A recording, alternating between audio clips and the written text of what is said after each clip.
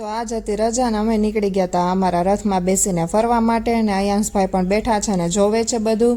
તો બહુ જ મસ્ત વાતાવરણ હતું, એકદમ સરસ. એવું લાગે કે હમણાં વરસાદ આવશે પણ વરસાદ તો અહીં આવતો જ નથી ક્યારેય.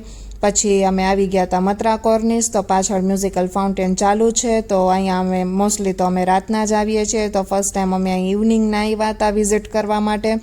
તો બસ જો અમે ત્યાંના ફોટોઝ ને વિડીયોઝને લઈએ છીએ ને એકદમ પહાડ પણ એકદમ નજીક જ અહીંથી જોવા મળી રહે છે ને આ છે એનો ચારે બાજુનો વ્યૂ. તો પછી અમે બેસી ગયા ત્યાં ગ્રીનરીમાં મેટ પાથરીને. આયાંશભાઈને ગમે ત્યાં જઈએ તો ખાવાનું તો જોઈએ જ, તો એ પણ ડબ્બી લઈને ફરે છે ને ખાય છે. તો વાતાવરણ તો ખૂબ જ સારું હતું, એટલા માટે અમે લોકો ફરવા નીકળ્યા. પણ પવનનો તો જરાય નામ જ નહોતું, પવન જરાય નહોતો. તો બહુ જ ગરમી થતી હતી. તો પણ હવે આવ્યા હતા તૈયાર થઈને, તો થોડી વાર બેઠા ને આયાંશ પણ બોર થતો તો એણે પણ એટલું રમ્યો નહીં. તો અમે થઈ ગયા હતા પછી રિટર્ન ને આમ પણ અંધારું પણ થઈ ગયું હતું. તો આયાંશભાઈએ પોતાના નવા સેન્ડલ પહેરી લીધા છે લાઇટિંગવાળા ને જાય છે ગાડીમાં અમે હવે ઘર તરફ. ને રસ્તામાંથી થોડો સામાન લેવાનો છે ઘર માટે, શાકભાજી ને ગ્રોસરીનો થોડો ઘણો. તો એ બધું અમે લઈ આવ્યા.